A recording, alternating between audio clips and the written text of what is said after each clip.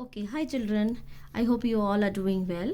Today I thought let me make a video to tell you about the details of the SPM test, that is the RSPM standard progressive matrices.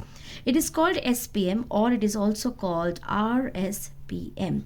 Now when we study the 3 or 4 terms together, R refers to J.C. Ravens. J.C. Ravens is the author of the test, the psychologist who had worked on this test. Then we get the word standard. This is the word standard. Standard means when we conduct a test and we carry the test on thousands of people, we try to find out what that thousand, which is the representation in the population, what is that thousand going to speak. So that becomes a standard. So that is why the tests which are standard are used globally or universally, so that wherever you are, you can get sort of a similar result. We don't say same, we say similar. Similar is a word. Why? Because you cannot guarantee that one person and the other person are going to talk and then they are going to derive at the same point. They will come at the similar points. So we use the word similar. So standardized or standard, progressive.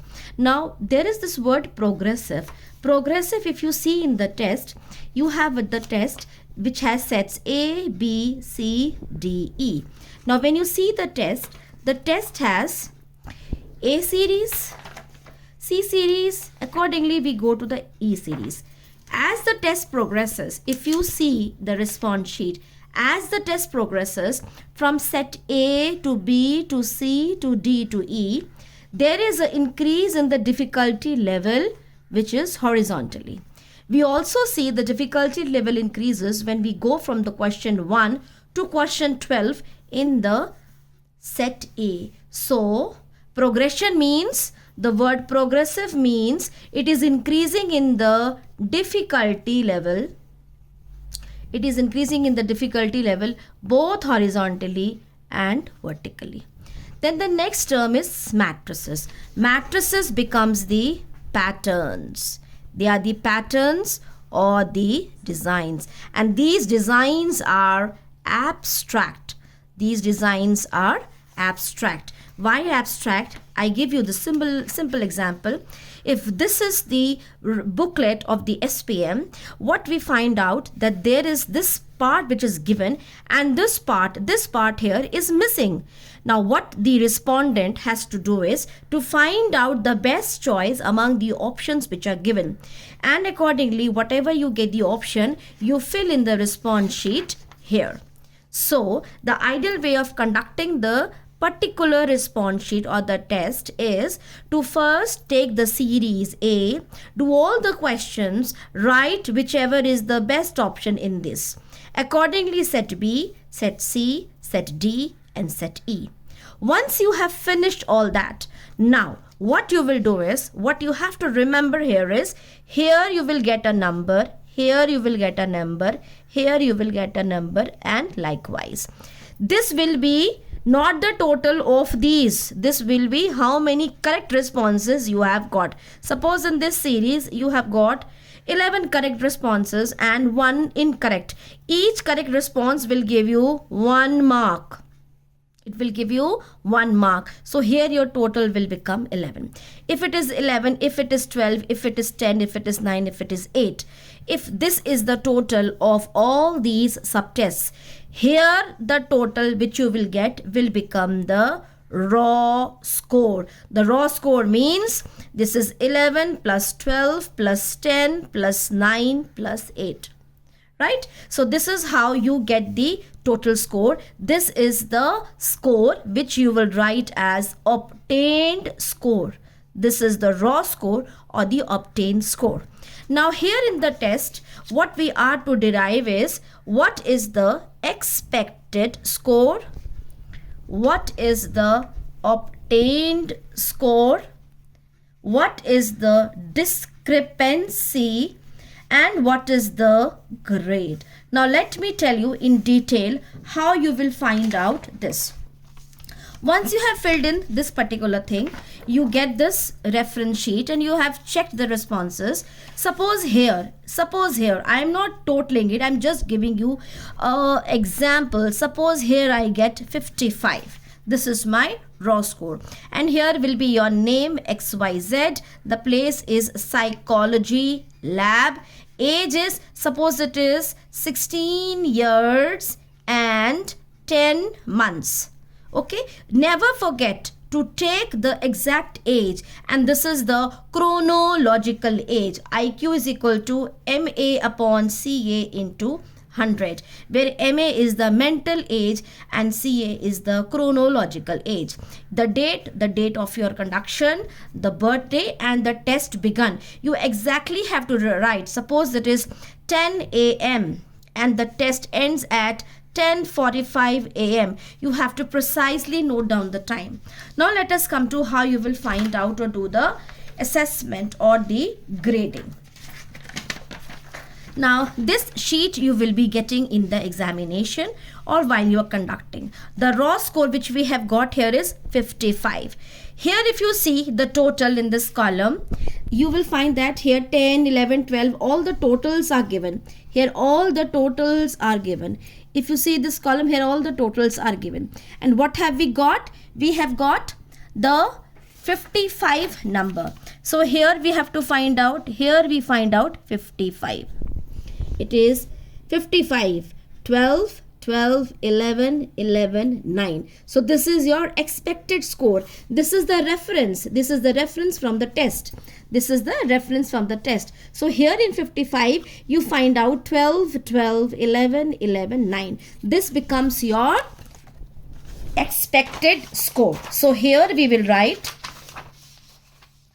your expected score is 12, 12, 11, 11, 12, 12, 11, 11 and 9.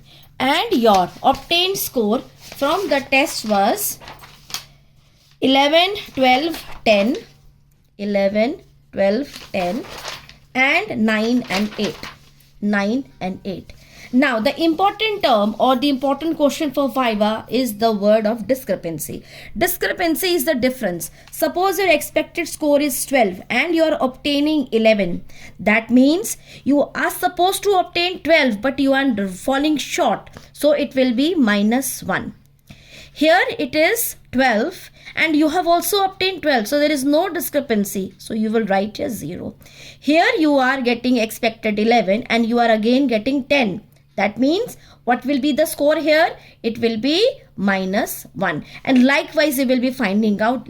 Now let me take up this also. Suppose you are getting this 8 and your expected is 9. So you are getting 1 more. This is 1.